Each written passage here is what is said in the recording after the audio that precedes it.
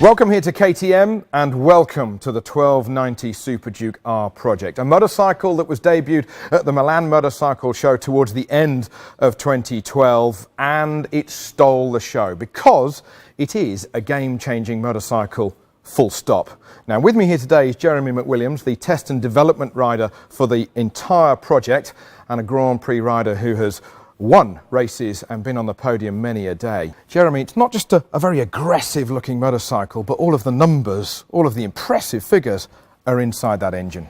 Yeah, phenomenal, Toby. The bike's producing 144 newton meters of torque, which is quite incredible. So that obviously equates into a very, very fun riding experience. So, I mean, you can pull off in any gear, you can wheelie in any gear. This has got to be the torquiest bike you've ever ridden. It's got more torque than any bike I think I've ever ridden, and that's including all of my race bikes. So, yeah, second gear, pull away, third gear, fourth gear, wheelies if you so wished. Not that I told you that. It does make a lot of fun. Obviously, we've been doing it behind closed doors on a racetrack, so we've been able to do whatever we want with the bike. But it has been a very, very, very pleasurable experience. A fun experience and a usable experience with a motorcycle that is super light as well. This is really something very, very different. A beast in terms of power, but certainly not in terms of handling. A KTM steel tubular chassis, single-sided swing arm, WP suspension, winning at Moto3 World Championship level. Jeremy, you had a clean sheet of paper, did you not, setting up this bike? Yes, something very new to me. I had every geometry choice at my disposal, right down to damping rates, spring rates, even the ergonomic choice. The tyre was designed around the motorcycle together with Dunlop. Really? And this is the complete package. So nothing off the shelf. That's done many a kilometre already, has it? We've used a lot of those tyres to come up with this, but it works very, very well. It's the best. And a tyre that will work in all scenarios, whether or not you're going to the shops or, more importantly, going on that track day. A very powerful, a very torquey motorcycle that we've got in front of us.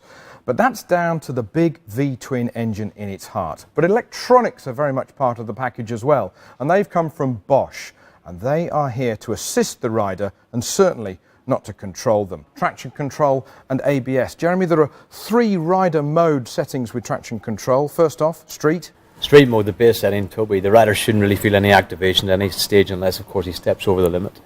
The throttle response is a little softer, helps just that riding experience in town. He puts aggressive throttle openings into it.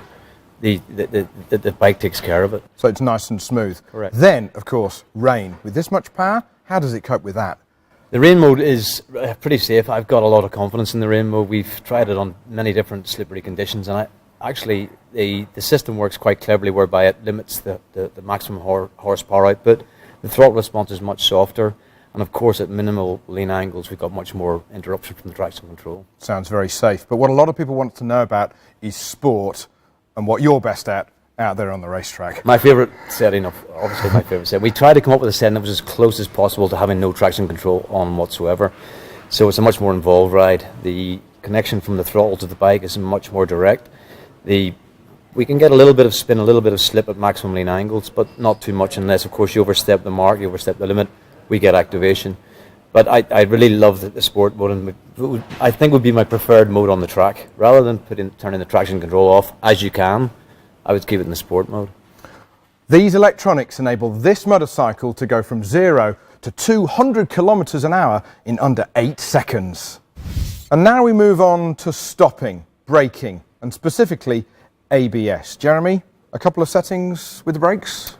Yeah, 2 ABS modes, one which is the standard, always maximum, shortest braking distance possible, and another mode where we have the possibility of disconnecting the rear wheel, so there's no ABS activating on the rear wheel for a more experienced rider, say he wants to slide about a little bit or whatever, or you could always switch it off.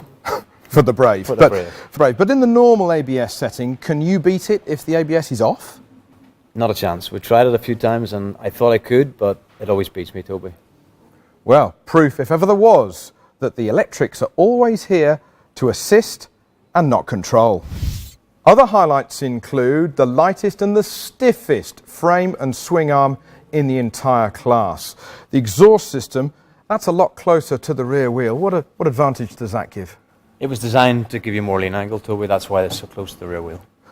A slipper clutch is standard, long service intervals with the V-twin engine, and an entirely new power parts package just for this bike so that you can customise it to exactly what you want. So the 1290 Super Duke R really does cover all bases, from the racetrack to the road, with everything in between. I'm rather envious. You must have had a bit of fun doing this. Can you tell? I've ridden hundreds of motorcycles, and this comes right at the very top of my wish list, Toby. It's been enormous fun developing the bike with the R&T department, and I've had a ball. Now, if you want to know more about the 1290 Super Duke R, then log on to ktm.com.